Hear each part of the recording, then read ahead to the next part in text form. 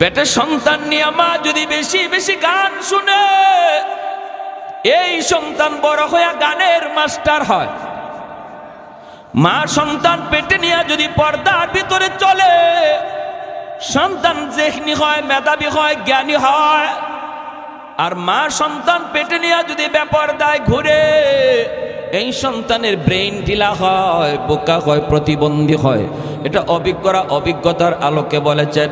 এজন্য বাইরা মনে রাখবি যুবক, সবার আগে যদি একটা সুন্দর সন্তান চাও, নেককার একটা ছেলে যাও, আগে মা, ভালো একটা মা তোমাকে তালাশ করতে হবে। পর্দানিশীল একজন মহিলা, একজন স্ত্রী তোমাকে খুঁজতে হবে। কোরআন তেলাওয়াতকারিনী একজন মা তার জন্য আনতে হবে। মা যদি ভালো হয়, সন্তান ভালো হয়, দেখবেন মা নামাজে দাঁড়াইলে ছোট্ট শিশুটাও মায়ের সাথে নামাজে দাঁড়ায়, ঠিক কিনা? মা তাসবিহ পড়ে, মা রুকু করে, সিজদা করে, ছোট্ট শিশুটাও রুকু করে সিজদা করে। মা তাসবিহ পড়ে, টুট নড়ে, শিশু বাচ্চাটাও তাসবিহ পড়ে। কিসের তাসবিহ? তাসবিহ তো পড়ে না, তাসবিহ তো পড়ে না। মার টুট নড়ে, এজন্য বাচ্চাটাও টুট নাড়ায়। জোরে বলি সুবহানাল্লাহ, আর একটু জোরে কোন সুবহানাল্লাহ। এজন্য ভাইরা মনে রাখবারে আল্লাহর বান্দা, সন্তানের ব্যাপারে আল্লাহর দরবারে বাপ মার জবাবদিহিতে হবে সবার আগে। কারণ ঘর হলো তার সর্বপ্রথম বিদ্যালয়, বাপ মা হলো তার সর্বপ্রথম শিক্ষক। ঘরের মধ্যে সন্তান যা কিছু শিশুবেলা থেকে বড় হওয়ার পর এটার আসর থাকে। ঘরের মধ্যে সন্তান যা কিছু শুনে, এটা তার মরণ পর্যন্ত আসর থাকে। কারণ শিশুকালে বাচ্চাগুলির দিল দেমাগ হলো কাদামাটির মতো। কাদামাটির ভিতরে যা খুশি লেখা যায়, মাটি যদি শক্ত হয়ে যায় লেখা যায় না। সন্তানের চোখ হলো ভিডিও রেকর্ডার, কান হলো তার অডিও রেকর্ডার। চোখ দিয়ে আপনার সন্তান যা কিছু দেখবে ঘরের ভিতরে, সব কিছু চোখের মধ্যে রেকর্ড করে রাখে। কান দিয়ে আপনার শিশু বাচ্চাটা করে যা শুনে, সব কিছু কানের মধ্যে রেকর্ড করে রাখে। যেদিন সে বড় হওয়ার পর সাপ্লাই দেয়, এতদিন পর্যন্ত যা কিছু রেকর্ড করেছে, বড় হওয়ার পরে তাই সাপ্লাই দেয়। এখন যদি আপনার সন্তানের কানের মধ্যে আপনি গান রেকর্ড করান, ঘরের ভিতরে নাটক চলছে, ঘরের ভিতরে সিনেমা চলছে, টেলিভিশনের আওয়াজ চলছে, ছোট্ট বাচ্চাটা বুঝে না, কিন্তু গানের আওয়াজ তার কানে রেকর্ড হয়ে রয়েছে। ছোট্ট বাচ্চা সিনেমার কোনো অনুষ্ঠান বুঝে না, কিন্তু নাচ গানের দৃশ্য তার চোখে রেকর্ড হয়ে থাকে। এটা আল্লাহর পক্ষ থেকে দেওয়া তাকে দুইটা রেকর্ডার। চোখ হলো তার ভিডিও রেকর্ডার, কান হলো তার অডিও রেকর্ডার। আমরা মনে করি শিশু বাচ্চা বুঝে না, কিন্তু না না, শিশু বাচ্চা সব বুঝে, সব কিছু তার রেকর্ড হয়ে থাকে। যেদিন সে সাপ্লাই দেয়, যদি কানের ভিতরে গান রেকর্ড করে থাকি, তখন গানই সে সাপ্লাই দিবে। আর যদি কানের ভিতরে কোরআন তিলাওয়াত রেকর্ড করে, তাহলে সে কোরআন তেলাওয়াত বাজাবে, ঠিক কিনা? ট্যাপের ভিতরে যদি আপনি গান রেকর্ড করেন, আর এই ট্যাপ নিয়ে যদি সিনেমা হলের ভিতরেও বাজান, ট্যাপকে যদি আপনি বলেন তোর পায়ে ধরি, তুই এখানে কোরআন তেলাওয়াত বাজ, তুই এখানে তেলাওয়াত যদি রেকর্ড করেন, আর সিনেমা হলের ভিতর নাপাক জায়গায়ও যদি ট্যাপ নিয়ে বাজান, তখন নাপাক জায়গা বুঝবে না, ট্যাপ থেকে কোরআন তেলাওয়াত বের হবে, ঠিক কিনা? আর যদি ট্যাপের মধ্যে আপনি গান রেকর্ড করেন, মসজিদের ভিতরে নিয়ে ট্যাপ ঢুকান, আর বলেন ট্যাপ তোর পায়ে ধরে বলতেছি, এটা মসজিদ, আল্লাহর ঘর, তুই গান বাজবি না, আপনার কথা ট্যাপ শুনবে? শুনবে?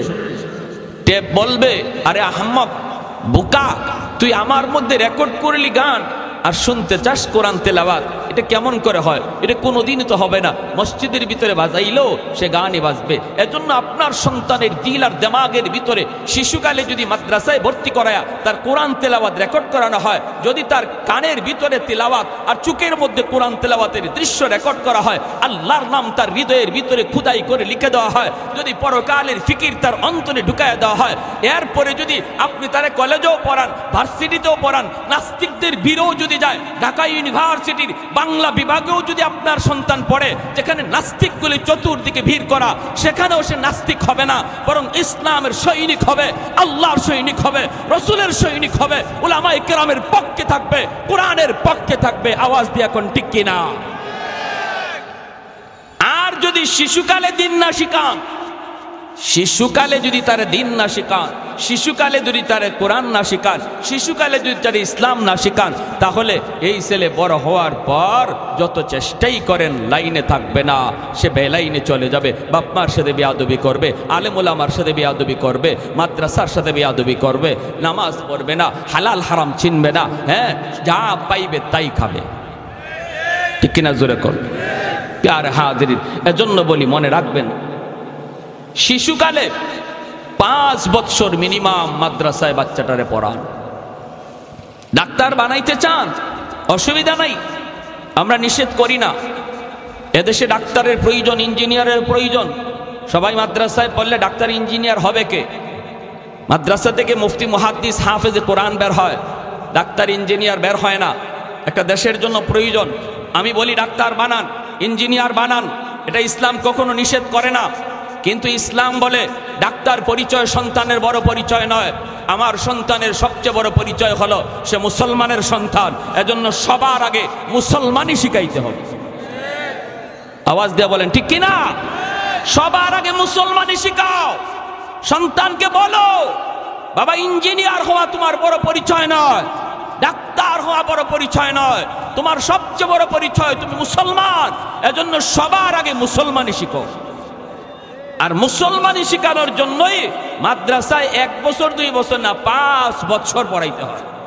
শিশুকালে মক্তবে 1 ঘন্টা পড়ানোর দ্বারা মুসলমানই শিক্ষা করা হয় না। মক্তবে 1 ঘন্টা হুজুর 200-250 ছাত্রকে কখন পড়া দিবে আর কখন নিবে, সহি শুদ্ধ করে কোরআনই হুজুর পড়াইতে পারে না। বাচ্চাদের মারামারি, কিলাকিলি, ঘুষাঘুষি, এই মামলা ডিসমিস করতেই তো হুজুরে 1-1.5 ঘন্টা চলে যায়। ঠিক না? এটা আমরাও তো বুঝি বাপ মারা, যে হুজুরে মক্তবে যে কি পরিমাণ ভালো পড়াইতেছে, এটা আমরাও বুঝি।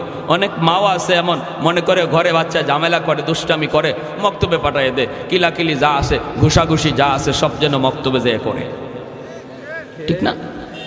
তো এই জন্য মক্তবে পড়ানোর দ্বারা বাপ মা জিম্মাদারি আদায় হয় না, সন্তানের হক আদায় হয় না, সন্তান মুসলমানই শিখতে পারে না। 5 বছর মাদ্রাসায় পড়াইতে হবে শিশুকালে, নুরানি মাদ্রাসায়।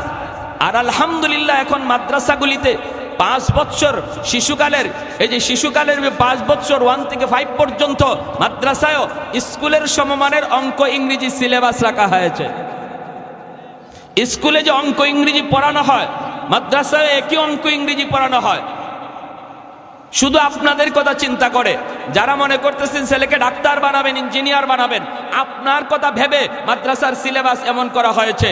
বানান ডাক্তার, ইঞ্জিনিয়ার বানান, কিন্তু সবার আগে তার জীবনের লেখাপড়ার শুরুটা যেন মাদ্রাসা থেকে হয়, তার জীবনের শুরু যেন মুসলমানি শিক্ষার দ্বারা হয়, তার লেখাপড়ার শুরু যেন কোরআনের শিক্ষার দ্বারা হয়। তাহলে মুসলমানের সন্তান হবে আগে, আগে মুসলমানের সন্তান হবে, তারপরে তার পরিচয় হবে ডাক্তার। যেই ছেলে মুসলমানি শিক্ষা ডাক্তার হবে, তার নিয়ত হয়ে যাবে পরিশুদ্ধ, হারাম পথে কোনোদিন টাকা কামাই করবে না, মিথ্যা সার্টিফিকেট দিয়া কোনো রোগীর প্রাণ নিবে না, টাকার লোভে পইরা কোনো নর্মাল ডেলিভারি কেস কোনো মহিলার সিজার লাগবেই মিথ্যা কথা বইলা 40,000 টাকার লুপ করবে না, কারণ তার সিনার ভিতরে কোরআনের মহব্বত, হালাল হারাম সিনায় খুদাই করে লিখে দেওয়া হয়েছে। সমাজে এমন ডাক্তারও আসেনি না নাই? নর্মাল ডেলিভারি হবে এটা ডাক্তার ভালো করে জানে, এরপরেও বিল বেশি আসবে না যদি সিজার করা না হয়। তাই ডাক্তার রিপোর্ট দেয় সিজার করতেই হবে, না করলে বাচ্চাও মারা যাবে, মাও মারা যাবে।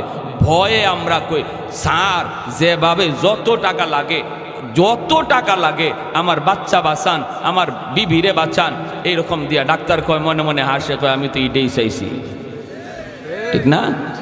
ডাক্তার মনে মনে কয় আমি তো ইডেই চাইছি। যে ডাক্তার 30-40 হাজার টাকার লোভে পড়া একজন সুস্থ মহিলাকে সারা জীবনের জন্য অসুস্থ বানায় দিল, এই ডাক্তাররে আপনারা ডাক্তার বলবেন না ডাকাত বলবেন? আওয়াজ আসতে হয়েছে, জোরে কর। ডাক্তার না ডাকাত? কেন? কার তার জীবনের শুরুটা কোরআন শিক্ষার দ্বারা হয় নাই। এমন ডাক্তারের বাবা হওয়ার চেয়ে না হওয়া ভালো, এমন ডাক্তারের দাদা হওয়ার চেয়ে না হওয়া ভালো। আর যদি কোরআন শিক্ষায়া ইসলামী জিন্দিগি তারে মুসলমানের সন্তান বানাইয়া তারে ডাক্তার বানাইতেন, তাহলে এই ডাক্তারের নামে বাপ মার সুনাম হতো। আর এখন কইব যখন এই ধরনের ডাকাতি করবো, ধরবো কইতো ডাকাইতের বাপ যায়, ডাক্তারের বাপ কইব না, কই ডাকাতের বাপ যায়। ঠিক না? ইঞ্জিনিয়ার হইছে, রড না দিয়া ব্রিজ বানাইতে গিয়ে বাঁশ ঢুকাইয়া দিছে। খবর আসেনি উত্তরবঙ্গের মানুষের? হ্যাঁ, আচ্ছা, এখন বাঁশ ঢুকাইছে, মানুষ মরছে, ইঞ্জিনিয়ার কয়তো আমার কি হইছে, আমার দরকার ছিল টাকা। ঠিক না? আমার দরকার ছিল টাকা, আমি টাকা পেয়ে গেছি, মানুষ মরুক তো মরুক। যে ইঞ্জিনিয়ারের কাছে টাকার দাম আছে, মানুষের জীবনের দাম নাই, এরও আপনারা মানুষ বলবেন? মানুষ বলবেন? এই কথা আল্লাহ পবিত্র কোরআনের সূরাতুর রহমানে বলেছেন, আর রহমান আল্লামাল কোরআন খালাকাল ইনসান। আল্লাহ বলে, তুমি যদি মানুষ হতে চাও আগে কোরআন শিখো, যদি মানুষ হতে চাও আগে কোরআনী শিক্ষা লাভ করো। আল্লাহ পাক এজন্য কোরআন শিক্ষার কথা আগে আনলেন আর মানুষ সৃষ্টির কথা পরে নিলেন। যদি আপনারাও আপনাদের সন্তানকে মানুষ বানাইতে চান, মানুষের ঘরে সন্তান জন্ম নিলে মানুষ হয় না, মুরগির বাচ্চা জন্ম নিলে মুরগি হয়, মানুষের বাচ্চা জন্ম নিলে মানুষ হয় না, তার মানুষ বানাইতে হয়। আর আল্লাহ বলেন মানুষ বানাইবার পথ হলো কোরআনের শিক্ষা। এজন্য তার জীবনের শুরুটা কোরআনের শিক্ষা দ্বারা করাও, তার জীবনের লেখাপড়ার শুরুটা মাদ্রাসার দ্বারা করাও, তাহলে সে তোমাদের কাছে যেমন মানুষ, আমি আল্লাহর কাছেও মানুষ হবে। আর যদি মাদ্রাসা শিক্ষার দ্বারা তার জীবনের সূচনা না হয়, হালাল হারাম না চিনে, জায়েজ না জায়েজ কিছুই না বুঝে, শুধু টাকার টাকা চায়, শুধু দুনিয়া চায়, আল্লাহ বলেন সে তোমাদের কাছে মানুষ হলো, আমি আল্লাহর কাছে মানুষ নয়। আমার ভাইয়েরা, বন্ধুরা, যুবক, এজন্য বলতেছিলাম বাপ মা বহুত বড় এক ফ্যাক্টর। বাপ মার সিদ্ধান্ত যদি সঠিক হয়, সন্তানের ভবিষ্যৎ আলোকিত হবে। বাপ মার সিদ্ধান্ত যদি রং হয়, সন্তানের ভবিষ্যৎ অন্ধকার হবে। বাপ মার সিদ্ধান্ত যদি সঠিক হয়, সন্তানের ভবিষ্যৎ আলোকিত হবে। সবার আগে বাপ মার সিদ্ধান্ত নিতে হবে, আমার সন্তানের জীবনের লেখাপড়া আমি গান শোনায় শোনায় করাবো, নাকি কোরআন তেলাওয়াত শোনায় শোনায় তার জীবন শুরু করাবো। তার জীবনের লেখাপড়া কোরআন তেলাওয়াতের দ্বারা হবে নাকি গান দ্বারা হবে, এই সিদ্ধান্ত নিবে তার মা, সিদ্ধান্ত নিবে তার বাবা রে। মায়ার নবী বলেন, যদি এই সিদ্ধান্তে বাপ মা সঠিক সিদ্ধান্ত দেয়, তাহলে সন্তানের ভবিষ্যৎ আলোকিত হবে। আল্লাহর আদালতে আসামির কাঠগড়ায় দাঁড়াইতে হবে না। আর যদি সিদ্ধান্ত রং হয়, তাহলে সন্তান পথভ্রষ্ট হবে, সন্তানের ভবিষ্যৎ অন্ধকার হবে। কিয়ামতের ময়দানে আল্লাহর দরবারে এই সন্তানের মামলায় বাপ মা আসামি হওয়া লাগবে। কিয়ামতের ময়দানে বহু বাপ মা সন্তানের মামলায় আটকা পড়ে যাবে।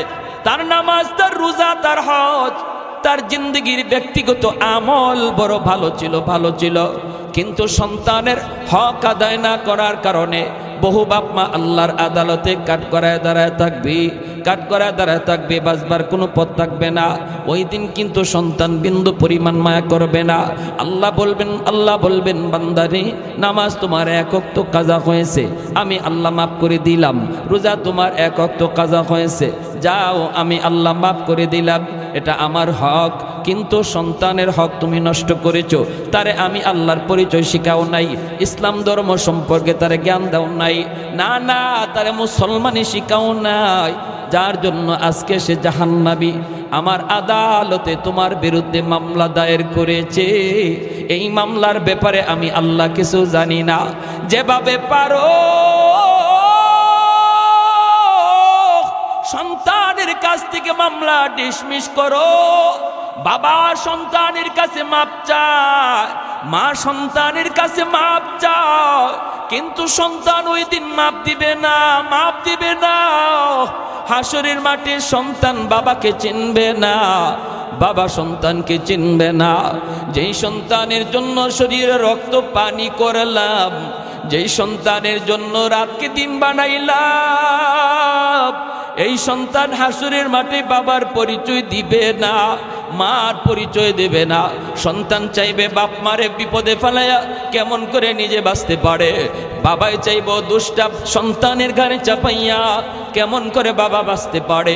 স্বামী চাইব স্ত্রীর ঘাড়ে দোষ চাপাইয়া নিজে বাঁচতে, স্ত্রী চাইব স্বামীর ঘাড়ে দোষ চাপাইয়া নিজে বাঁচতে। এইভাবে হাসরের ময়দানে সবাই শুধু ইয়া নফসি ইয়া নফসি করবে, কেউ কারো দিকে কোনো খেয়াল রাখবে না। এমনকি নবীরা পর্যন্ত আব্বা আমার কোথায় এই কথা বলবে না, বলবে না।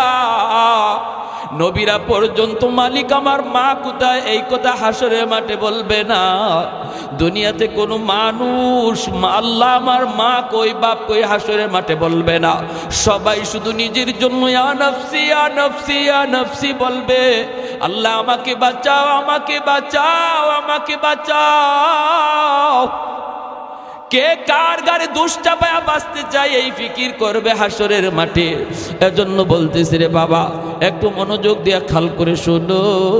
আমরা যারা বাবা হয়েছি, আমরা যারা মা হয়েছি, বাবা হওয়া সহজ, মা হওয়া সহজ, কিন্তু একজন আদর্শ মা হওয়া, আদর্শ বাবা হওয়া বড় কঠিন। সিদ্ধান্ত যদি তোমার ভুল হয় তাহলে তুমি বাবা আল্লাহর দরবারে কলঙ্কিত, সন্তানের কাছেও কলঙ্কিত। আর যদি সিদ্ধান্ত তোমার সঠিক হয় সন্তানের কারণে নাম উজালা। যেই সকল বাপ মা সন্তানকে হাফেজে কোরআন বানানোর নিয়ত করবে, নূরুন আলা নূর, আলেম বানানোর নিয়ত করবে, তাহলে এটা তো নূরুন আলা নূর। যদি মনে করি আমার সন্তানকে আমি হাফেজে কোরআন বানাবো, আলেম মুফতি মুহাদ্দিস বানাবো, কিয়ামতের ময়দানে আল্লাহ পাক রব্বুল আলামিন হাসরের ময়দানে একটা মুকুট হাতে নিয়ে দাঁড়ায় থাকবেন। হাসরবাসী মানুষ বলবে আল্লাহ কার জানি জানি অপেক্ষা করি, কার জন্য জানি মালিক অপেক্ষা করতেছে, মুকুট জানি আল্লাহ কাকে পরাইতে চায়। নবীর বাপ মা সামনে গেলেও আল্লাহ পাক নড়বে না, আল্লাহ পাক পরিচয় দিবেন না, আল্লাহ কাছে ডাকবেন না।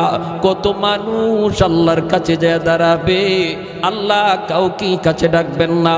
এমনি একজন মানুষ যা কইব মালিক আমাকে আপনি চিনেননি, আল্লাহ তখন বলবে বান্দা তুমি কে? কয় আমি অমুক অমুক হাফেজে কোরআনের আব্বা, আমি অমুক মুফতি সাহেবের মা। মালিক তখন ডাক দিয়া বলবে হাসরের ময়দানে, বান্দা রে আজ কোটি কোটি মানুষের ভিতরে আমি আল্লাহ তোমাকেই খুঁজতেছি। মান করা আল কুরআন ওয়া আমিলা বিমা ফিহি উলবিসা ওয়ালিদাহু তাজান ইয়াউমাল কিয়ামা দাউহু আহসানু মিন দাউইশ শামস। মায়ার নবী দয়ার নবী বলেন, দুনিয়াতে ওই হাফেজে কোরআনের মাথায় পাগড়ি পরাইলো দুনিয়ার উস্তাদগণ, এলাকার মানুষগণ হাফেজে কোরআনের মাথায় পাগড়ি পরায় দিল। কিন্তু ওই দিন আল্লাহ পাকের কুদরতির নজর ছিল হাফেজে কোরআনের বাপ মার দিকে। যেরকম সুবহানাল্লাহ, মানুষ হাফেজের মাথায় পাগড়ি পরায় আর আল্লাহর নজর হাফেজের বাপ মার দিকে। সুবহানাল্লাহ জোরে কইতেন না? আর একটু জোরে কোন সুবহানাল্লাহ, আর একটু জোরে সুবহানাল্লাহ। আল্লাহু আকবার।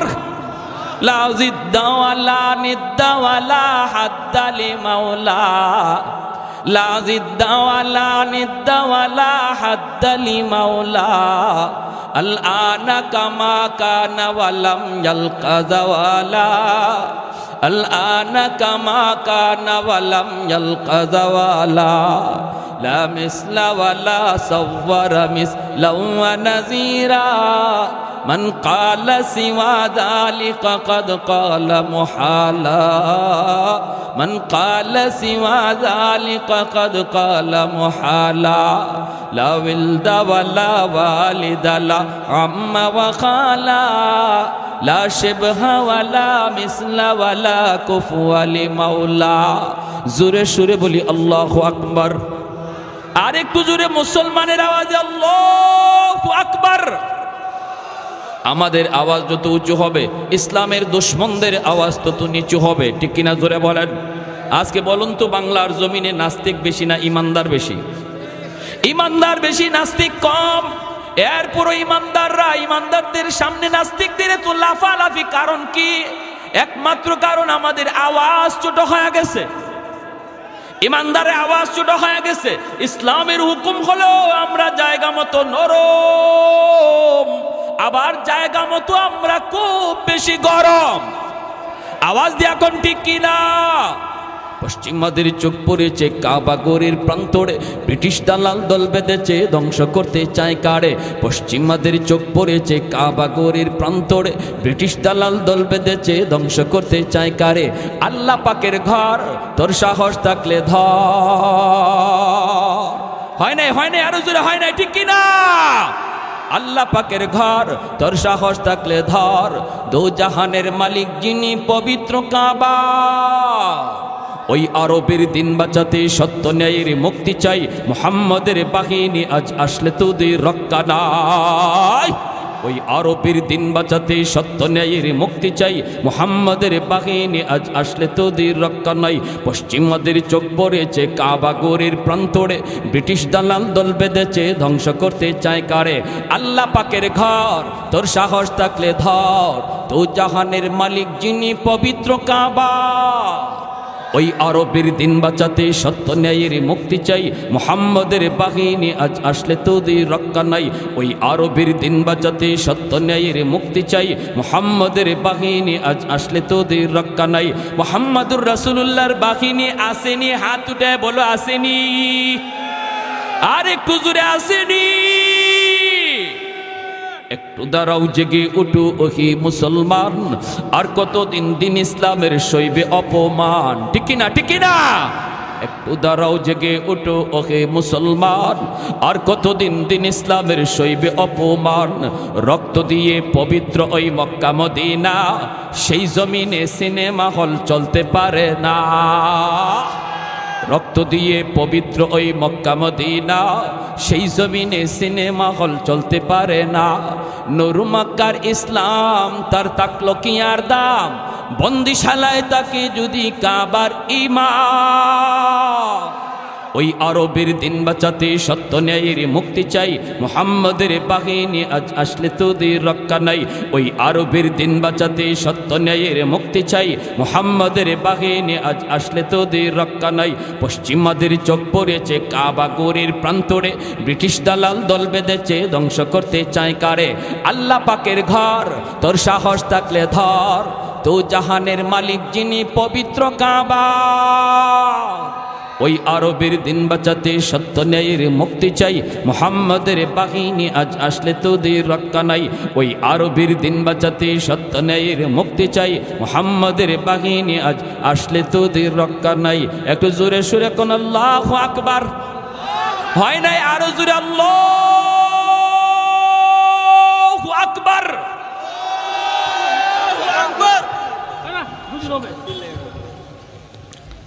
কি ভাই, ভয় পাইছেন? কেউ লালমনিরহাটের মানুষ ভয় পাইছেন? আমরা কার সৈনিক? আরো জোরে কার? আল্লাহ তুমি কবুল করো, জোরে বলি আমিন। আরো জোরে বলি আমিন। ভাইয়েরা আমার, এজন্য কি আমার এই পর্যন্ত আলোচনার নতিজা হলো, যদি বাপমা আল্লাহর আদালতে কাঠগড়ায় দাঁড়ানো থেকে বাঁচতে হয়, তাহলে সন্তানের জীবনের লেখাপড়া শুরু স্কুল থেকে না মাদ্রাসা থেকে করতে হবে? সবাই কথা কয় না। স্কুল থেকে না মাদ্রাসা থেকে? স্কুলে ফরাইলেও মাদ্রাসা থেকে, ঠিক না? স্কুলে ফরাইলেও মাদ্রাসা থেকে তার জীবনের লেখাপড়া শুরু হবে। ইসলামী শিক্ষা, মুসলমানি শিক্ষা লাভ করার পর তারে ডাক্তার বানাবো। কারণ আমার সন্তানের বড় পরিচয় ডাক্তার নয়, সবচেয়ে বড় পরিচয় সে মুসলমান। এজন্য সবার আগে মুসলমানি শিখতে হবে। আর এজন্যই মাদ্রাসাগুলোতে স্কুল কলেজের অঙ্ক ইংরেজি রাখা হয়েছে। বিশ্বাস না হলে আপনারা মাদ্রাসায় ঢুকে দেখেন, যে দেখি হুজুর স্কুলের ওয়ানের অঙ্ক ইংরেজি মাদ্রাসা আসেনি, 2 এর অঙ্ক ইংরেজি 2-তে আসেনি, 3-র অঙ্ক ইংরেজি 3-তে আসেনি। যদি আমার কথা বিশ্বাস না হয় তখন দিয়েন না। আপনারা দেখবেন, যদি দেখেন যে হয় স্কুলে অঙ্ক ইংরেজি তো মাদ্রাসা আছে, তাহলে অসুবিধা কি? ক্লাস 5 পর্যন্ত মাদ্রাসায় পড়ার পর আপনার সন্তান অনায়াসে 6 থেকে ভর্তি হবে, হাই স্কুলে ভর্তি হবে। তার আবার স্কুলে 1 থেকে পড়া লাগবে না, হাই স্কুলে ভর্তি হবে। লাভ কি হবে?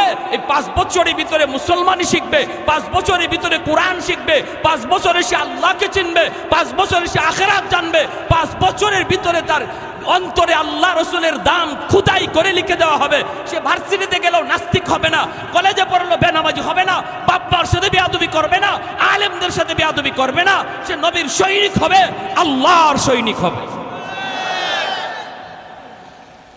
আমরা তো এটাই চাই নাকি? এটা চাই কি না? আরে হা দেন। ঢাকা ইউনিভার্সিটি বাংলা বিভাগে পড়লো, নাস্তিকদের বীরও আপনার সন্তান তাকবীরে আওয়াজ তুলবে, নাস্তিকদের বীরও নারায়ে তাকবীরে আওয়াজ তুলবে, কারণ তার শিশুকালে কলিজার মধ্যে আপনি 5 বছর কোরআন ঢুকাই দিয়েছেন। আল্লাহ তুমি সকল বাপ মাকে কবুল করো, জোরে কই আমিন, আরো জোরে বলি আমিন।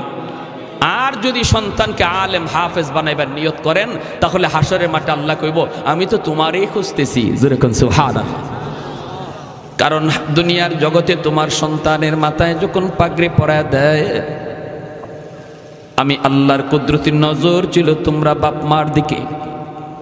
সমাজের মানুষগুলি তোমরা বাপ মাকে কত বাধা দিয়েছে, না না সন্তানটারে মাদ্রাসায় দিও না, কারণ মাদ্রাসায় পড়লে পরে জীবন কেমন করে চালাবে, বউ পালবে কেমন করে, সংসার চালাবে কেমন করে, জীবন চালাবে কেমন করে, কত প্রশ্ন কত প্রশ্ন কত প্রশ্ন।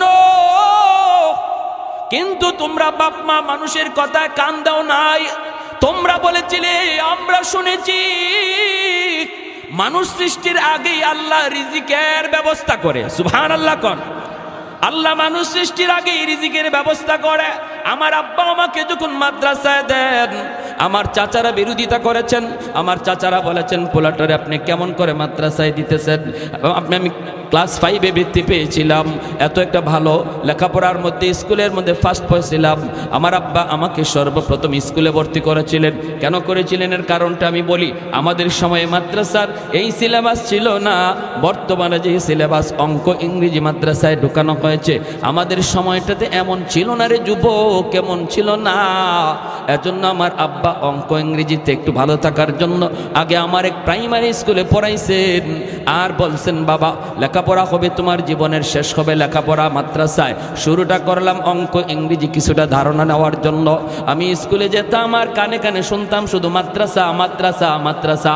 আব্বা আমারে সকালে নিয়ে যেতেন স্কুলে, বিকালে নিয়ে যেতেন মাদ্রাসায়। মাদ্রাসায় গিয়ে মাদ্রাসার ক্লাসগুলি দেখতাম, ছাত্রদের সাথে বইতাম। আমার চাচারা যখন বিরোধিতা করলো, পুলাটার জীবন বুঝি শেষ। হ্যাঁ, আপনি এত ট্যালেন্ট একটা পুলারে মাদ্রাসায় দিয়া দিলেন। আমার আব্বা কয় কেন, কি হয়েছে? কয় জীবন পালবে কেমন করে। আব্বা বলেছিলেন উলামায়ে কেরামের জবানে শুনেছি মানুষ সৃষ্টির আগে আল্লাহ রিজিকের ব্যবস্থা করে। জোরে কোন সুবহানাল্লাহ। অতএব আমার সন্তান কেমন করে চলবে, কেমন করে দুনিয়া কাটাবে, কেমন করে সংসার চালাবে, এই টেনশন আমার করা লাগবে না, কারণ এই টেনশন আমার করতে হবে না, আল্লাহ আগে ব্যবস্থা করে রেখেছে। এজন্য আমার চাচারা যত বিরোধিতা করলো, আমার আব্বা সিদ্ধান্তের উপরে অটল। আমার সাথে যতজন স্কুলে পড়ছে একজন মাদ্রাসায় ভর্তি হয় নাই, আমি একাই শুধু মাদ্রাসায় গিয়েছিলাম, আর ওরা সবাই হাই স্কুলে ভর্তি হয়েছিল। এজন্যই কিয়ামতের ময়দানে আল্লাহ বলবেন ও দুনিয়ার হাফেজে কোরআনের বাপ মা, আলেমের বাপ মা, মানুষগুলি তোমার সামনে সন্তান নিয়ে স্কুলে গেছে, কলেজে গেছে, কিন্তু তুমি স্রোতের উল্টা চলছো। মানুষ চলছে স্রোতের তালে তালে, নদীর স্রোত যেই দিকে চলতেছিল তুমি স্রোতের উল্টা হাঁটতেছিলা আমি আল্লাহকে পাওয়ার জন্য। এজন্য আজ তোমার ছেলের মাথায় পাগড়ি পরায় উস্তাদ, মানুষের নজর হলো তোমার সন্তানের চেহারায়, আর আমি আল্লাহর নজর হলো তোমরা বাপ মার দিকে। কিয়ামতের ময়দানে আমি আল্লাহ তোমাদেরকে নিজের হাতে পুরস্কৃত করব। এজন্য নবীর বাবার মাথায় আল্লাহ পাগড়ি পরাবে না, কিন্তু একজন হাফেজে কোরআন আলেমের বাপ মার মাথায় আল্লাহ নিজের হাতে পাগড়ি পরায় দিবে। একটু আওয়াজ দিয়া কোন সুবহানাল্লাহ। হাসরের মাঠে আল্লাহ ডাকও দিবে, ও হাফেজে কোরআনের মা, ও মুফতি সাহেবের আব্বা, ও মুহাদ্দিস সাহেবের আব্বা। দুনিয়ার জমিনে মানুষ আপনারে যেই নামে ডাকছে, মানুষ যেমন ডাক দিছে ও মুফতি সাহেবের আব্বা, ও মৌলানা সাহেবের বাবা, ও ইমাম সাহেবের আব্বা, এইভাবে মানুষ আপনাকে সম্মানের সাথে ডাক দিয়েছে, নাম ধরে ডাক দেয় নাই। হাসরের ময়দানে আল্লাহর নবী বলেন আল্লাহ পাক নিজে ওই দিন আব্দুর রহিম আব্দুল করিম কে ডাক দিবে না, বরং আল্লাহ নিজেও ডাক দিব ও ইমাম সাহেবের আব্বা, ও হাফিজ সাহেবের আব্বা। এতটা ইজ্জত এতটা সম্মান আল্লাহ আপনাকে দিবে রে বাবা, এতটা ইজ্জত এতটা সম্মান আল্লাহ আপনাকে দিবে। তাহলে আপনি কেন এই সম্মান নিবেন না? দুনিয়া তো ইজ্জত। আব্বা আমারে মাদ্রাসায় দিয়ে ঠকেন নাই, বরং আব্বা মাদ্রাসায় দিয়ে তো জিতছেন, ঠিক কিনা? আর একটু জোরে বলেন ঠিক কিনা? আমার চাচারা যারা জেনারেল শিক্ষিত ছিল, জেনারেল শিক্ষিত ছিল, তারাও আজকে আমি আল্লাহ পাক আমার দুনিয়ার লাইনে যে শান শৌকতে রাখছে, তারা এর ধারে কাছে আসতে পারে না। তুমি যদি আল্লাহর জন্য পাগল হও, আখিরাতের জন্য যদি পাগল হও, দুনিয়া আল্লাহ তোমার পিছনে দিয়া দিবে, ঠিক কিনা? আওয়াজ দিয়ে কোন। এজন্য আমার ভাই বর্তমান ইমিডিয়েট ছোট ভাই, আমার ইমিডিয়েট ছোট ভাই হলো বাংলাদেশ আইন মন্ত্রণালয়ের সচিব, রানিং উপসচিব, আমার ইমিডিয়েট আপন ছোট ভাই। কি হয়েছে? তারে এত মানুষে চিনে না, এত মানুষে দোয়া করে না। আমাকে যত মানুষে চিনে, যত মানুষে দোয়া করে, ঠিক কিনা? হ্যাঁ, তাহলে লাভ হলো কি? আমার আব্বা আমারে মাদ্রাসা দিয়ে ঠকলেন নাকি জিতলেন? আওয়াজ দেন না, আওয়াজ দেন না কেন? তাহলে আপনিও জিতবেন, আপনিও জিতবেন, আপনিও জিতবেন, আপনি বাবা জিতবেন, আপনি দাদা জিতবেন, আপনি দাদা জিতবেন, আপনি নানা জিতবেন। একজন কোরআনের পাগল নবীর যুগের একজন সাহাবী, নাম হলো হযরত আব্দুর রহমান রাদিয়াল্লাহু তাআলা আনহু। আল্লাহর নবী রহমতের নবী, তিনি বলেছেন জানোনি দুনিয়ার ভিতরে যে উলামায়ে কেরাম আছে, হাফেজ কোরআন আছে, মাদ্রাসা আছে, এদের দুনিয়াতে কদর কি পরিমাণ জানোনি? নবী বলেন তোমরা জানো না, বুঝি জানো না। ইন্নাল আলিমা ইস্তাগফিরু লাহু মান ফিল আরদ ওয়া মান ফিস সামা হাত্তাল হিতানু ফি জাওফিল মা ওয়া ফি রাওয়ায়াতিন আন-নামলাতু ফি জুহরিহা। আল্লাহর নবী বলেন এই মাদ্রাসার জন্য, হাফেজ কোরআনদের জন্য, উলামায়ে কেরামের জন্য আসমান জমিনে যত যা কিছু আসে সব কিছু তাদের জন্য দোয়া করে, 24 ঘন্টা দোয়া করে। কারণ হলো মাদ্রাসা সমাজের জন্য রহমত, কোরআন হলো জগতের জন্য রহমত। ওয়া নুনাজ্জিলু মিনাল কুরআন মা হুয়া শিফাউন ওয়া রাহমা ওয়া রাহমাতুল লিল মুমিনিন। আল্লাহ বলেন কোরআন আমি নাজিল করেছি তোমাদের জন্য রহমত বানায়া রহমত। যেই ঘরে কোরআন তেলাওয়াত হয়, এই ঘরে আল্লাহর পক্ষ থেকে রহমত নাজিল হয়। যেই সমাজে মাদ্রাসা হয়, যেই সমাজের মানুষ মাদ্রাসাকে কদর করে, মাদ্রাসাকে মহব্বত করে, মাদ্রাসার ছাত্রগুলিকে ভালোবাসে, আল্লাহ পাক রব্বুল আলামিন ওই গোটা সমাজের উপর রহমত নাজিল করে। মাদ্রাসা হলো সমাজের জন্য রহমত, উলামায়ে কেরাম হলো গোটা দেশের জন্য রহমত। উলামায়ে কেরামের কদর যেই সমাজে হয়, যেই দেশে হয়, আল্লাহর পক্ষ থেকে রহমত নাজিল হয়। কারণ উলামায়ে কেরামের সিনার ভিতরে আল্লাহর কোরআন, আল্লাহর কোরআন রহমত চুম্বকের মতো টাইনা আনে, চুম্বকের মতো টাইনা আনে। এজন্য আল্লাহ পাকের ভাষায় এই সমাজে, এই দেশে, এই জগতে এখনো রহমত দুনিয়াতে নাজিল হয়। গাছ থেকে ফুল হয়, ফল হয়, জমিন থেকে ফসল হয়, নদী থেকে মাছ হয়। এই যে আমরা আলো বাতাস পাই, সূর্য পূর্ব দিগন্তে উঠে পশ্চিম দিগন্তে অস্ত যায়, আল্লাহ পাক রব্বুল আলামিনের ভাষায় এই সবগুলি নিয়ামত আল্লাহ দুনিয়াতে দিতেছে কোরআনের খাতিরে, মাদ্রাসার খাতিরে, আলেমদের খাতিরে, হাফেজে কোরআনের খাতিরে। জগতে হাফেজে কোরআন আছে বিদায় এখনো সূর্য পূর্ব দিকে উঠে, জগতে উলামায়ে কেরাম আছে বিদায় এখনো গাছ থেকে ফুল হয়, ফল হয়। জগতে এখনো মাদ্রাসা আছে বিদায় এখনো মানুষ সন্তানকে কোরআনের হাফেজ বানায়। এই ধারাবাহিকতা এখনো সমাজে আছে, এখনো মানুষ মাদ্রাসায় দান করে, এখনো মানুষ ওয়াজ মাহফিলে দেয়া বসে, আল্লাহর কথা, রসুলের কথা, কোরআনের কথা শুনে। বিধায় আল্লাহ বলে এখনো গাছ থেকে তোমরা ফল পাও, গাছ থেকে ফুল পাও, জমিন থেকে ফসল পাও, নদী থেকে মাছ পাও, সুস্থতার নিয়ামত নিয়ে বেঁচে আসো। মিল ফ্যাক্টরির মালিক, ইন্ডাস্ট্রির মালিক, সুস্থতার নিয়ামত, যত যা কিছু নিয়ামত দেখো সবগুলি নিয়ামত আল্লাহ বলেন কোরআনের খাতিরে আমি দিয়ে রাখছি। যেদিন মাদ্রাসা বন্ধ হয়ে যাবে, যেদিন উলামায়ে কেরাম জন্ম নেওয়া বন্ধ হয়ে যাবে, যেদিন মানুষ সন্তানকে হাফিজে কোরআন বানানোর কথা ভুলে যাবে, আল্লাহ পাক বলে ওই দিন গাছ থেকে আর ফুল ফল পাইবা না, জমিন থেকে আর ফসল পাইবা না, নদী থেকে আর মাছ মিলবে না, রিজিকের ব্যবস্থা আর এত সুন্দর আসবে না, সুস্থতার নিয়ামত দিয়ে হাঁটতে পারবা না। আমি আল্লাহ জগতের সমস্ত নিয়ামত একে একে উঠায় নিব। বাল আনজালতু আলাইকুমুল আযাবা সাব্বা, পরপর জমিনের ভিতরে শুধু গজব আর গজব আমি নাজিল করব। অতএব ভাইরা রে, এখন আসমানি গজব আসমানে, জমিনি গজব জমিনে আল্লাহ চাপায় রাখছে মাদ্রাসার খাতিরে।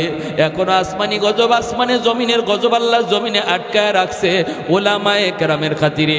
ছোট ছোট বাচ্চাগুলি মাদ্রাসায় পড়ে, এই বাচ্চাগুলির বাড়ি কোথায়, বাবা কোথায়, মা কোথায়? ওই বাপ্পা সাইরা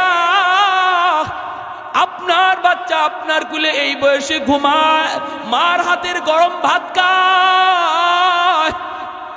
আর এই ছোট ছোট বাচ্চাগুলি যে এই বয়সে মার কুলে ঘুমাইতো, এই বয়সে বাবার কুলে ঘুমাইতো, মার হাতের গরম ভাত খাইতো, এই বাচ্চাটার বিছানা মায় কইরা দিত, এই বাচ্চাটার মা তুলায় তুলায় খাওয়াইতো। ওই বাচ্চাটা আজকে আল্লাহর কোরআনের মহব্বতে কোথায় মা কোথায় বাবা তাদেরকে সাইরা এখানে আল্লাহর কোরআনের পাগল হইয়া, আল্লাহর কোরআনের পাগল হইয়া আপনাদের মাঝে এসেছে হিজরত কইরা।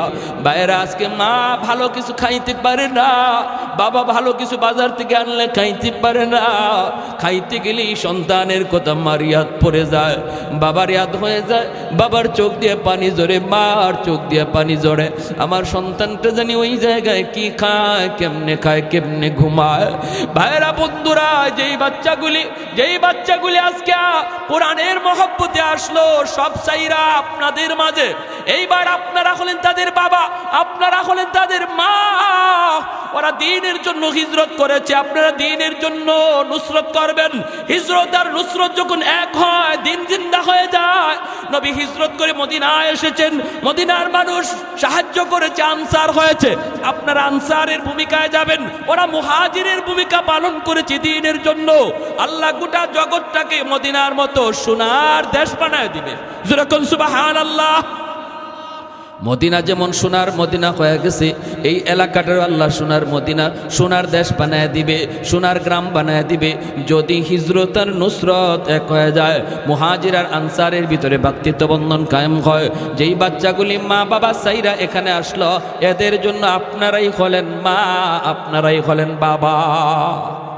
আল্লাহ পাক রব্বুল আলামিন কইব কিয়ামতের ময়দানে, এ বান্দা শুন, যার খাতিরে আমি আল্লাহ তোরে খাওয়াইলাম, যাদের খাতিরে আমি আল্লাহ তোরে গাছ থেকে ফুল ফল খাওয়াইলাম, জমিন থেকে তোরে ফসল খাওয়াইলাম, ওরা খাইলো কিনা তুই খেয়াল রাখছো নি? ওরা খাইলো কিনা? যাদের খাতিরে আমি তোরে সুন্দর বিল্ডিং বানাইবার তৌফিক দিলাম, তারা ঘুমাইবার জায়গা পাইলো কিনা তুই খেয়াল রাখলি কিনা? কিয়ামতের ময়দানে আমার খানা আমার ঘুম ছিল সুন্দর, আর আমার পাশের মাদ্রাসায় যেই বাচ্চাগুলি কোরআনের জন্য এসেছে, যাদের খাতিরে আল্লাহ দুনিয়া টিকায় রাখলো, আমাকে নিয়ামত দিয়ে রাখলো, ওরা যদি খাওয়ার জায়গা না পায়, ঘুমাইবার জায়গা না পায়, তাহলে কিয়ামতের ময়দানে আল্লাহর সামনে এলাকার মানুষের মুখ দেখাইবার কোনো সুযোগ থাকবে না। আমি যেই বাচ্চাটারে লজিং রাখবো, আমি যেই বাচ্চাটারে খাওয়াবো, মনে রাখবা এই বাচ্চাটারে তুমি আমি খাওয়াই না, বরং তার উসিলায় আল্লাহ আমাকে খাওয়া। যে লজিং রাখছি, বাচ্চাটারে আমি খাওয়াইতেছি না, কথাটা একটু ঘুরায় বলবেন। একজন হাফেজ, একজন আলেম, একজন মুফতি, একজন ছোট বাচ্চা মাদ্রাসায় পড়ে, তারে যদি আমি আমার ঘরে খানা খাওয়াই, বলতে হবে আমি তারে খাওয়াই না, বরং আল্লাহ তার উসিলায় আমাকে খাওয়ায়। ইন্নাল আলিমা, এটা আমার কথা নয়, এটা আমার নবীর কথা। নবী বলেন ইন্নাল আলিমা ইয়াস্তাগফিরু লাহু মান ফিল আরদ ওয়া মান ফিস সামা হাত্তাল হিতানু ফি জাওফিল মা। নবী বলেন এই কথাটা তোমরা যদি ভালো করে নাও বুঝো, এই সূক্ষ্ম কথাটি যদি তোমরা নাও বুঝো, আসমান জমিনের আর যত প্রাণী আছে তারা কিন্তু ঠিকই বুঝে। ওই যে গাছ মাছ ফুল ফল, এই যে দেখতেছো জঙ্গলের বাঘ ভাল্লুক, এই যে দেখো গর্তের পিপিলিকা আর পানির নিচের মাছ, এরাও কিন্তু মাদ্রাসার ছাত্রের কদর বুঝে, তালেবে এলেমের কদর তারা বুঝে। নবী বলেন এজন্যই গাছের গর্তের পিপিলিকা পর্যন্ত মাদ্রাসার জন্য 24 ঘন্টা দোয়া করে। কি কইয়া দোয়া করে? নবী বলেন দোয়া করে, আল্লাহ আমি গর্তের পিপিলিকায় এখনো গর্তে বেঁচে আছি মাদ্রাসার উসিলা। আল্লাহ পানির নিচের মাছ আমি বেঁচে আছি মাদ্রাসার উসিলা। আমি বাঘ বেঁচে আছি এখন মাদ্রাসার উসিলা। আল্লাহ তুমি মাদ্রাসা ঘরে ঘরে সমাজে সমাজে মাদ্রাসা বাড়ায় দাও। আল্লাহ ঘরে ঘরে হাফেজে কোরআন তৈরি করে দাও। আল্লাহ তুমি হাফেজে কোরআনদের হায়াতের ভিতরে বরকত দাও, উলামায়ে কেরামের হায়াতের ভিতরে বরকত দাও। আল্লাহ যাদের তাদের হায়াত বাড়লে জগতের হায়াত বেড়ে যায়। উলামায়ে কেরামের হায়াত বাড়লে জগতের হায়াত বেড়ে যায়, জগতের হায়াত বেড়ে যায়। এজন্যই মায়ের নবী বলেছেন মৌতুল আলিম কা মৌতুল আলম। একজন আলেমের যদি মৌত হয় মনে করবা জগতের মৌত হয়ে গেছে, কারণ জগৎ আল্লাহ টিকায় রাখে উলামায়ে কেরামের উসিলায়। অতএব কেউ যদি মনে করে আলেম উলামা রাখবো না, মাদ্রাসা রাখবো না, মোল্লা মুন্সি রাখবো না, যদি কেউ মনে করে এমনটা বলে, তাহলে সে তার নিজের পায়ে নিজে কুড়াল মারল। মাদ্রাসা রাখবা না, মৌলবী রাখবা না, আল্লাহ তোমারেও রাখবে না। আওয়াজ দিয়ে এখন ঠিক কিনা? কারণ আল্লাহ তাদের উসিলায় তোমার মতো লোককে আল্লাহ বাঁচায় রাখছে।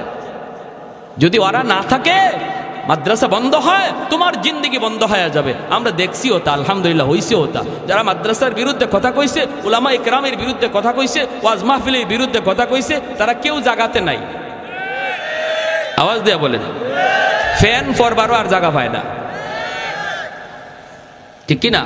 এজন্য বলি মাদ্রাসার বিরোধিতা যে করলো সে তার নিজের পায়ে নিজে কোরআন মারলো। কেউ যদি মাদ্রাসা বন্ধ করার কথা কয়, সে তার নিজের জীবন বন্ধ করে দিল। এটা আল্লাহর কোরআন বলে, নবীর হাদিস। এই কথাটা নবী বলেন, যদি তোমরা নাও বুঝো, গাছে বুঝে, গাছের পাতায় বুঝে, পিপিলিকা বুঝে, গর্তের সাপ বুঝে, পানির নিচের মাছ এই কথাটা বুঝে, বিদায় ওরা 24 ঘন্টা আলেমদের জন্য দোয়া করে। এজন্যই মানব দানব সবাই উলামায়ে কেরামকে মহব্বত করে, জিন্নাতরা পর্যন্ত উলামায়ে কেরামকে শ্রদ্ধা করে। কেন করে? কারণ জিন্নাতেরাও জানে কাদের উসিলে আল্লাহ জগৎ টিকায় রাখছে। শামসুল হক ফরিদপুরি রহমতুল্লাহি আলাইহি বহুত বড় একজন বুজুর্গ ছিলেন, আপনারা নাম হয়তো শুনেছেন, সদস্য হুজুর হিসাবে সবাই চিনে। তিনি দীর্ঘদিন দারুল উলুম দেওবন্দে লেখাপড়া করেছেন। হুজুরের বাড়ি হলো এই যে গোপালগঞ্জের গহরডাঙ্গা। হুজুর একদিন যাবেন ঢাকা থেকে গহরডাঙ্গায়, নৌকায় উঠছেন। এই নৌকায় যখন উঠছেন তখন রাত হয়ে গেছে। ওনার বাড়ি পর্যন্ত নৌকায় পৌঁছায় দিবে। মাঝিও হুজুরের বাড়ি চিনে, অনেক প্যাসেঞ্জার নৌকায় উঠলো, ঘাটে ঘাটে মানুষকে নামায়া হুজুরের ঘাটটা একবার সব শেষে মাঝি কয়, হুজুর আমি রাত 6টা বাজুক আমি আপনারে বাড়ি পৌঁছায় দিব, হুজুর আমি আপনারে চিনি, হুজুর একটু দোয়া করবেন। হুজুরের ঠিক আছে বাবা চলো। কনকনে কুয়াশার রাত, শীতের রাত, কুয়াশা, দেখাও যায় না ঠিক মতো। যাইতেছে মানুষ, ঘাটে ঘাটে নামছে। হুজুরের ঘাট সবার পরে, আরো বেশ সময় লাগবে হুজুরের ঘাটে যাইতে। ওই অবস্থায় হুজুর বলতেছে, বাবা মাঝি আমারে তুমি এখানেই নামায় দাও। কি কন? এখানেই নামায় দাও। কেন? বাবা আমারে এখানে নামাও। হুজুর এটা তো আপনার ঘাট না, এখানে যদি আপনি নামেন তাহলে আপনাকে বিশাল বড় একটা হাওর পায়ে হেঁটে যাওয়া লাগবে, আর এত রাত, প্রচন্ড কুয়াশা, কিছু দেখা যায় না। হুজুর কেন আপনি এই কাজ করবেন? আপনার ঘাটে নৌকা যাবে। হুজুর বলতেছে, বাবা তুই বুঝবি না, তুই আমাকে এখানে নামায় দে, দ্রুত নামা, আমার কাজ আছে, এখানে নামা, আমি হাওরটা পাড়ি দিয়ে পায়ে হেঁটে যাব। মাঝি অবাক হয়ে গেল। মাঝি মনে মনে কয়, আমি চিন্তায় পড়ে গেলাম, হুজুরের এত রাতে কাজ কি? এত রাতে হাওরে হুজুরের কাজ কি? কয় তাহলে ঠিক আছে আমি নামাব ঠিক, কিন্তু আমি পিছনে পিছনে যাব। হুজুর কি কাজ করে একটু দেখার জন্য হুজুরকে নামায় দিল মাঝি। পিছনে পিছনে মাঝিও নামলো, হুজুরে দেখেন নাই। মাঝি দেখতেছে, কয় আমি দেখলাম হুজুর সামনের দিকে হাঁটতেছেন, প্রচণ্ড কুয়াশা, ভালো করে দেখাও যায় না, আমাকে হুজুর দেখেন না, পিছনে আমি হুজুর খেয়াল করেন নাই, আমি একটু দূরে অবস্থান করতেছিলাম, আমি তো ঝাপসা ঝাপসা হুজুরকে দেখতেছি, যাইতেছেন, একটু পরেই তাকায় দেখি নামাইলাম আমি একজন, কিন্তু কিছুক্ষণ পরে দেখি হুজুরের ডানে বামে সামনে পিছনে শত শত মানুষের আওয়াজ। আমি অবাক হয়ে গেলাম, অবাক, ভয় পেয়ে গেলাম। নামাইলাম আমি একজন মানুষ, কিন্তু ওনার ডানে বামে এত মানুষের আওয়াজ। এরা কারা, এদের পরিচয় কি? পিছনে পিছনে আমি যাইতেছি, হুজুর ওদের সাথে কথা বলতেছেন, আর ওরা হুজুরকে, একজন মন্ত্রী মিনিস্টার যেভাবে হাঁটি এইভাবে হুজুরকে সামন দিক দিয়ে রাস্তা দেখে দেখে নিয়ে যাইতেছে। বাড়ি পর্যন্ত যাওয়া মাত্রই আমি দেখলাম লোকগুলা আর কেউ নাই, সবাই অদৃশ্য হয়ে গেল। হুজুর ঘরের ভিতরে ঢুকবেন, আমি যাই সালাম দিয়ে দিলাম, আসসালামু আলাইকুম ওয়া রাহমাতুল্লাহ। হুজুর আমাকে দেখে বলতেছেন, বাবা তুমি এখানে কেমন করে? কই হুজুর আমি তো আপনার পিছনে পিছনে আসছি। কেন আসছো? কি জন্য আসছো? কি দেখছো? কয় হুজুর আমি যা দেখছি আমার ভিতরে পানি নাই, কলিজায় পানি নাই, আমি তো প্রচন্ড ভয় পাইছি হুজুর। হুজুর আগে বলুন এরা কারা? আমি নামাইলাম আপনাকে একা, কিন্তু এত মানুষ, এরা কারা, কি এদের পরিচয়? এবার হুজুর বলতেছে, বাবা আমি বলতে পারি তোর কাছে এক শর্তে, বাবা আমার জীবদ্দশায় কারো কাছে কিছু বলবা না, কারো কাছে কিছু বলবা না। সে বলতেছে ঠিক আছে হুজুর আমি বলবো না। খাঁটি আল্লাহওয়ালারা তাদের নিজেদের কারামত কারো কাছে বলে না, কেউ দেখলে সেটা বলতেও নিষেধ করে, ঠিক কিনা জোরে বলেন? আর ভেজাল যত জায়গায় আছে খালি সাইনবোর্ড আর অ্যাডভার্টাইজ, ভেজাল যত আছে, আশিক রসুল, মাহবুবে খুদা, গাউসে হামদানি, কুতুবে রব্বানি, সারাসুল্লি সুলকানি, নাম আর খুঁজে পাওয়া যায় না। নাম কই গেল? লকবার উপাধি পড়তে পড়তেই শেষ, ঠিক কিনা? এক লোক ময়মনসিং গেছে, আসার পথে প্রচন্ড কুয়াশা, এরকম বন্ড ফিসাব। ড্রাইভাররা কয় থাম, সামনে দেখোস না কিছুই দেখা যায় না? ওখানে দেখ একটা বোর্ডিং দেখা যায়, সিট আছে কিনা একটু দেখ। তো ড্রাইভার গেছে, গিয়া বোর্ডিং ম্যানেজার রেখায়, স্যার রাত বাজে প্রায় 3টা 2টা, বলতেছে স্যার আপনাদের হোটেলে কোনো সিট আছে? কয় সিট তো আছে, থাকবো কেটা? থাকবো কে? কয় থাকবে আশিক রসুল, মাহবুবে খুদা, গাউসে হামদানি, কুতুবে রব্বানি, সারাসুল্লি সুলকানি, কইতে কইতে 16টা টাইটেল। ম্যানেজারে কয় দূরমে ভাগো, সিট নাই। ম্যানেজারে ভাবছে 16টা সিট লাগবো। নাম যখন 16টা কইছে, ম্যানেজারে ভাবছে সিট লাগবে কয়টা? 16টা। কয় সিট নাই ভাই, যান।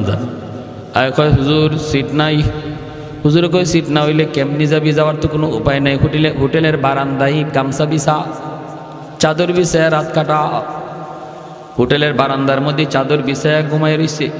ফজরের সময় ম্যানেজার উঠছে, ওইটা দেখে এত মোটা এক হুজুর গড়াগড়ি করে শীতের মধ্যে কনকনে কাঁপে। কয়েক বেড়া ঘটনা কি?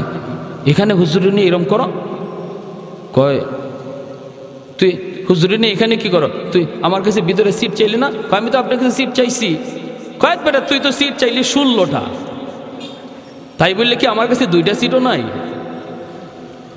এখন হুজুরে উঠছে, উঠতে কয় রে এই টাইটেলে আমার দুনিয়াতেও সিট দিল না, মরণের পরেও সিট দিত না, ঠিক না?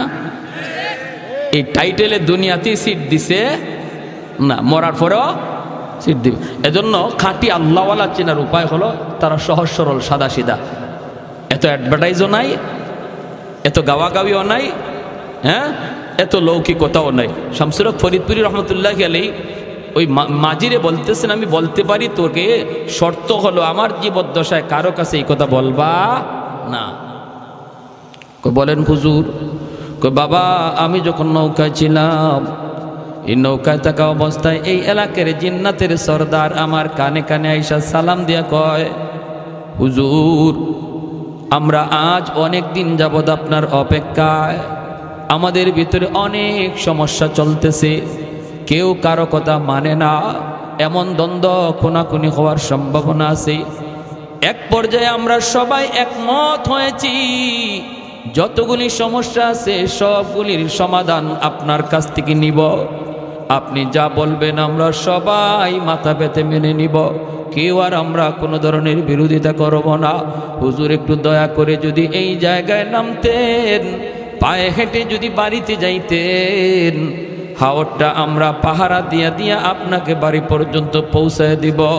আর মাঝখানে আমাদের যত যা কিছু জানার প্রয়োজন সব আমরা জেনে নিব। আল্লাহু আকবার।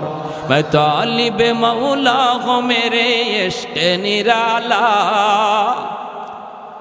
मैं तालिब मौला हूँ मेरे इश्क़ निराला, है जुमला जहाँ जिनके तजल्ली से उजाला, है जुमला जहाँ जिनके तजल्ली से उजाला, मैं दरूद जहाँ गैर खुदा यार नदारम, जुज़ याद खुदा हीच दिगर कार नदरम, जुज़ याद खुदा हीच दिगर कार नदरम। ज़ोरे कुन अल्लाहु अकबर।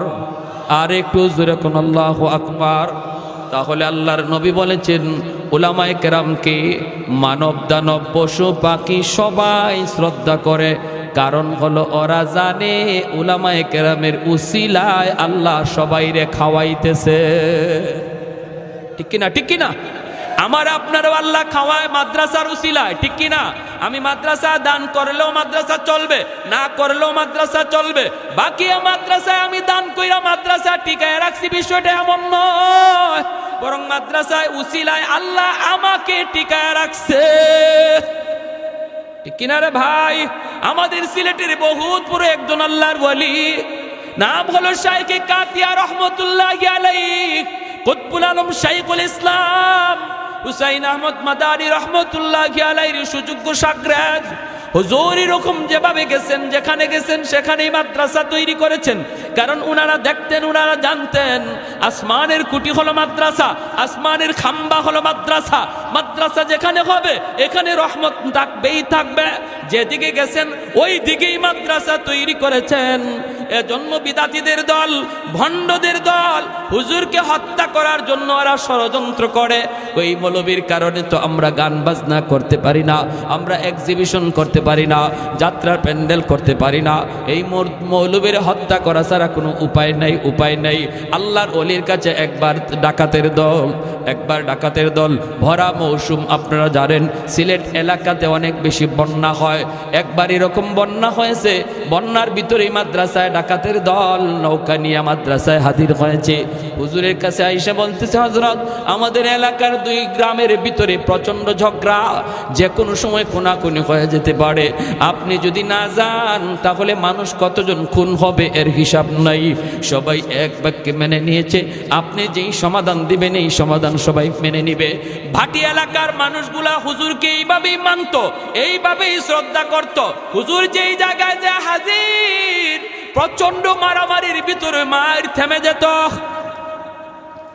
চতুর্দিকে উপরের দিকে এরকম ভাবে ফায়ারিং হচ্ছে, কিন্তু আল্লাহর ওলি মাঝখানে যে যদি দাঁড়াইতেন, সাথে সাথে দুনো পক্ষের রাগ গুসা পানি হয়ে যাইত। আল্লাহু আকবার। এত বড় বুজুর্গ, এত বড় আল্লাহর ওলি ছিলেন। হুজুরে বলতেছেন, ঠিক আছে বাবা, তাহলে আর দেরি নাই, আর দেরি নাই, তাড়াতাড়ি চলো, দেরি নাই, তাড়াতাড়ি চলো, আমাকে নিয়ে চলো। এই বইলা আল্লাহর ওলি তিনি উঠলেন নৌকায়, নৌকায় উঠে গেলেন, জানাজানি নাই, কাউকে বলাও নাই, উঠে গেলেন। কারণ আল্লাহর ওলিরা তারা সর্বদা মনে করতেন মুসলমান কখনো মিথ্যা কথা বলতে পারে কিছু, যে আগে যায় বলতো তার কথাই বিশ্বাস করতেন। পরে যদি একজনে যায় বলতো, হুজুর ও তো আপনার কাছে মিথ্যা কথা বলছে, তখনই ধমক দিতেন, মুসলমান আবার মিথ্যা বলে নাকি? সুবহানাল্লাহ, জোরে কর না। যে মুসলমান আবার মিথ্যা বলে নাকি? আগের জনে আপনারে মিথ্যা বলছে এই কথাটা বুঝানোই যেত না। কি বুঝলেন? আমরাও মুসলমান, তারাও তো মুসলমান, ঠিক না? উনি নৌকা উঠছেন, নৌকা উঠতে ডাকাতরা লয়ে যাইতেছে হাওর এলাকায়, সিলেটের হাওর এলাকায়। অসুবিধা দিতেছে আপনাদের? ভাই অসুবিধা হইতেছে, এই যে কুয়াশার পানি পড়তেছে, কিন্তু কষ্ট হইতেছে আপনাদের। এখন হাওরের মাঝামাঝি গেছে, একদম হাওরের মাঝামাঝি। হুজুর বলতেছে, কি রে বাবা, ওই গ্রাম তো এত দূর হওয়ার কথা না, তোমরা আমারে কোথায় নিয়ে যাচ্ছ? না হুজুর, এই যে চলে আসছি, আর অল্প সময়। মূলত ওদের টার্গেট হলো একদম হাওরের মাঝামাঝি নিয়ে হুজুরকে একদম জবাই করবে, জবাই করে হাওরে ফালাই দিবে। হাওরের মাঝামাঝি নেওয়ার পরই ডাকাতরা তাদের চেহারা পাল্টায় ফেললো। কাছে আইসা কই, মৌলবী প্রস্তুত হয়ে যাও, আমাদের দীর্ঘদিনের চেষ্টা, তোমারে খুন করব। তোমার কারণে আমরা গান বাজনা যাত্রা প্যান্ডেল কিছুই করতে পারি না। খালি যাবাই যাও, এবার যাই তুমি মাদ্রাসা যেখানে যাও সেখানে গান বন্ধ করে ফেলো, ঠিক আছে? আজকে তোমার জীবনের শেষ দিন, তুমি প্রস্তুত নাও। আল্লাহর ওলি বলেন, আমাকে একটু সুযোগ দিবানি 2 রাকাত নামাজ পড়ার? কয় কোনো অসুবিধা নাই। শেষ জীবনের শেষ নামাজ পড়তে চাও? নামাজ রুকুইছে। এরা কারা?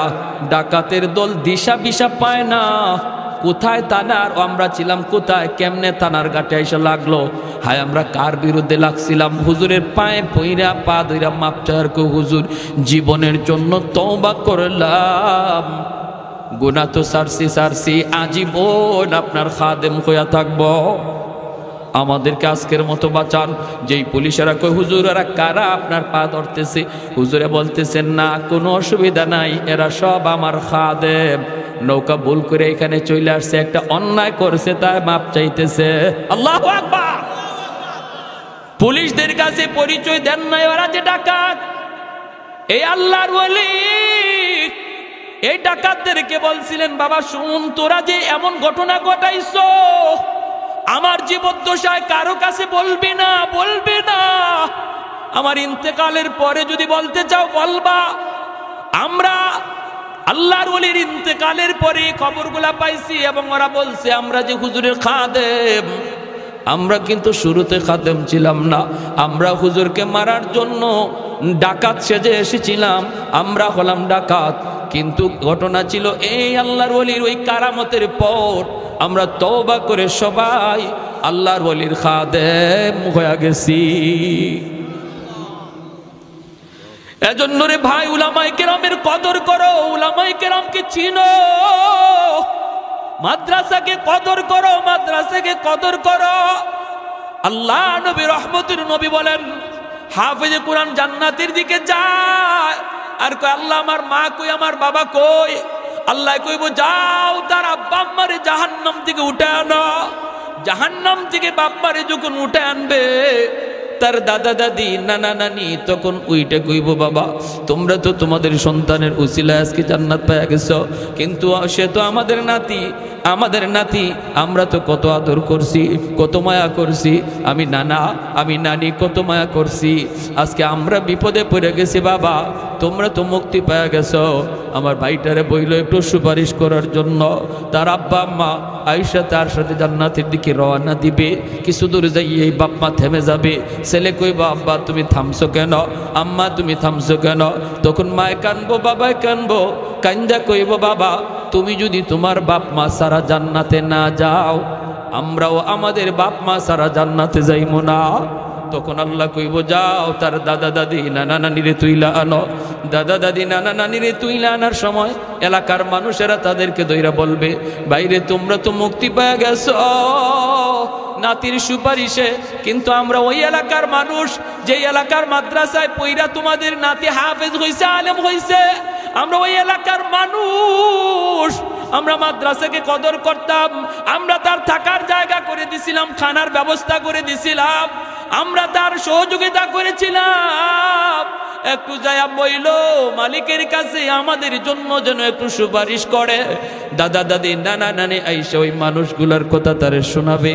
তখন সে আল্লাহর কাছে কইব, মালিক যাদের সহযোগিতায় আমি কোরআন সিনায় নিয়েছি, ওই মানুষগুলাকে যদি আমার সাথে না দেও আমি জান্নাতে যাইমু না। আল্লাহ পাক তখন কইব, যাও মানুষগুলোর জাহান্নাম থেকে উঠে আনো। উঠে আনার পরে একজনে কইব, হুজুর আপনি আমারে চিনছেননি, আনাল্লাযী সাকাইতুকা মা, আমি আপনাকে একদিন 1 গ্লাস পানি পান করাইছিলাম। আনাল্লাযী ওয়াহাবতু লাকা ওযুয়া, হুজুর আমাকে আপনি বুঝি চিনেন, আমি আপনারে একদিন এক বদনা ওজুর পানি দিছিলাম।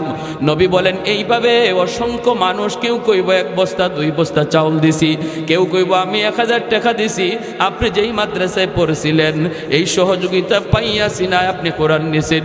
আল্লাহ পাক কইব ফেরেশতারা আমার কোরআনের পাখিরে যতজনে চিনতেছে আর সে যতজনকে চিনে কোরআনের ইজ্জতের খাতিরে বরযাত্রীর মতো তার সাথে জান্নাতে দিয়া দাও। এজন্য একজন আলেম, একজন হাফিজ অসংখ্য অগণিত মানুষকে সুপারিশ করে জান্নাতে নিব। কারা এরা? কয় যারা তারে আলেম হাফেজ বানাইতে সহযোগিতা করছিল। আমরাও সহযোগিতার হাত বাড়াইতে কারা কারা রাজি? হাত উঠে আল্লাহকে একটু দেখা। আল্লাহ তুমি প্রতিটা হাতকে কবুল করো, জুড়ে বলি আমিন, আরো জুড়ে বলি আমিন। একজন ভাই সবার আগে বলেন, একজনও যাবেন না, মুনাজাত হবে। মুনাজাত এবাদতের মগজ। নবী কয় এবাদতের মগজ হইছে মুনাজাত। যদি কেউ উঠেন তাহলে বোঝা যাবে মাদ্রাসার